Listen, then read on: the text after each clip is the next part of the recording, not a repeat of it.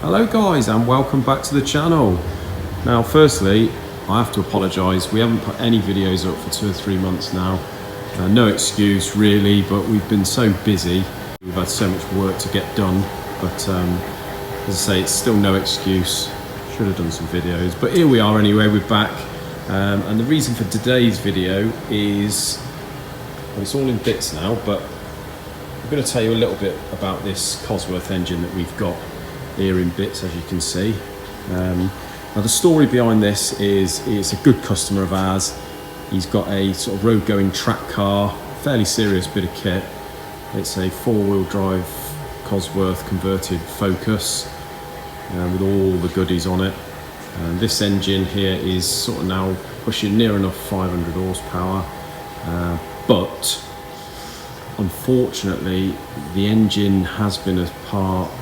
Well, this will be the 4th build now, and it ain't done a lot of work, to be fair. You know, I'm just going to tell you sort of what we found in the engine this time. Bear in mind, it's only done 2 track days since the first. It was the first mapping where the guy sort of ran into a few problems.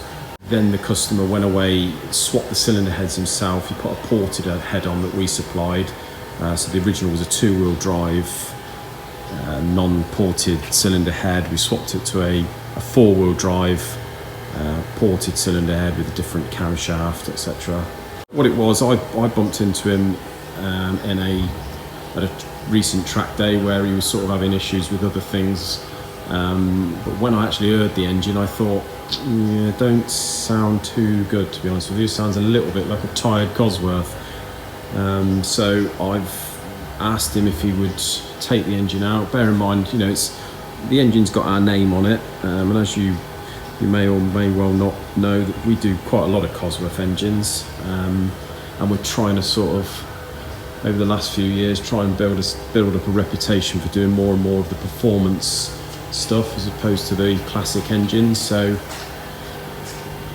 yeah, so we you know, I want the engine, if it's got our name on it, I want the engine to at least do what it's supposed to do. You know, we take a lot of care and effort into building our engines, you know, getting all the tolerances right, blueprinting the engines, and, you know, I want them to be right, and it just didn't sound very good. So I got him to take the engine out.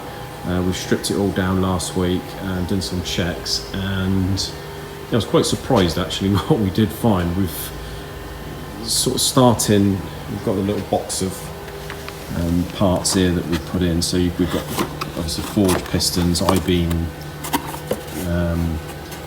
forged rods, but high performance bearings, and the bearings are distinctly second hand. The head gasket, you may be able to see in places, more so on the block face, but the head gasket has been blowing fair. The bores were slightly distorted. You know, bear in mind that I put I'll show you the block down here. Bearing in mind that I've done a ductile iron liner conversion in this. The bores were fairly warped.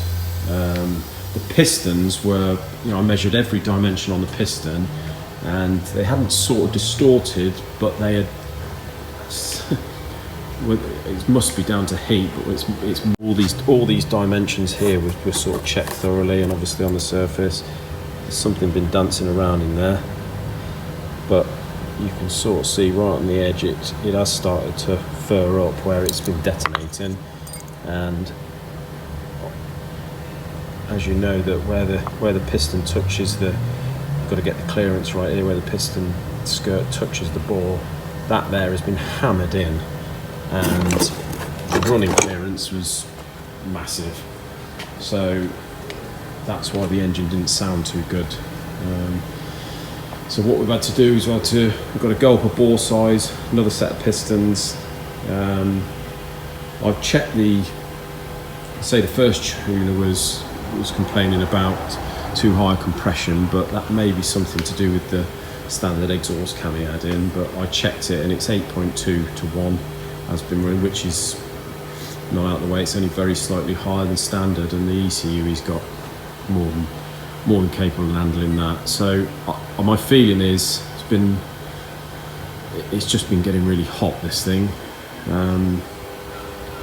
So yeah, we've unfortunately it's back apart now. So what I'm going to do is just check the con rods. I don't think there's any problem with these, but I'm just going to check the housing diameter, make sure they measure what they should measure. I'm going to finish off boring it. I'm going to give the surface of the block a very light lick over, and the customer wants to do away with the original oil pump spray bar that's sort of built into the oil pickup, and I'm going to put the sort of modern oil jets into the bottom of the block. The machine those in there, and yeah, give the head a check over. The cylinder head seems to be okay. We've got this is the cylinder head. What we're going to do, I think, is going to put a bit bigger exhaust cam in it, and as I say, just make sure that compression ratio is right, and start again really. And as I say, he's had it mapped again by someone else, and he's fairly confident that the map's good now.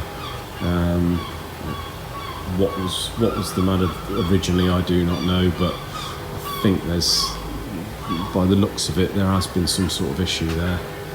You see the crankshafts here. We've measured that; it's absolutely perfect. Give it a polish. It's all balanced and matched with the flywheel, pulley, and clutch. So yeah, I'm just sort of telling you what I've come up with really, and what I think may have been the issue, or sort of may have been to do with the issue. We never take anything for granted, even on new bits. We always check dimensions and sizes, and just go that extra mile, and it does make for a reliable engine. But this one here, I've had to do a video on this.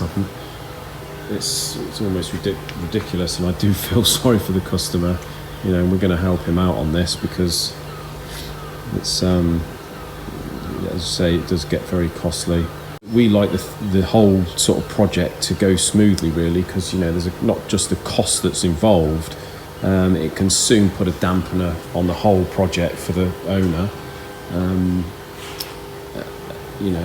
we want a sort of end product that's going to put a smile on the owner's face, really. That's what it's all about.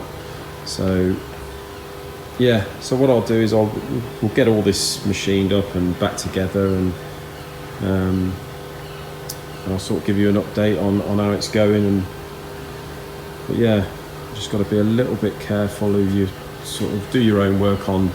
There's people out there that specialise in whatever vehicle you've got, what engine you run in, what ECU you run in. There's people out there, mappers, that specialise in those, do those day in, day out. And I always try and advise people, whatever you've got there, whatever ECU you run in, whatever engine you've got, do your own work, have a ring around, speak to people on who does them all the time, because there's a lot of people out there now mapping vehicles, and you've got to be, I think you've got to be, it can all go horribly wrong very quickly. It's the most important bit, to be honest with you. Building the engine's one thing, but getting it set up is absolute paramount importance, especially on turbo stuff. So yeah, feel free to put your comments below, guys. I'd be really interested to see what you have to say about it. Well, thanks very much, people. Remember to subscribe, hit that notification bell, and as I say, leave some comments underneath. Just let me know what you think about the video and about this Cosworth. Speak to you soon. Take care.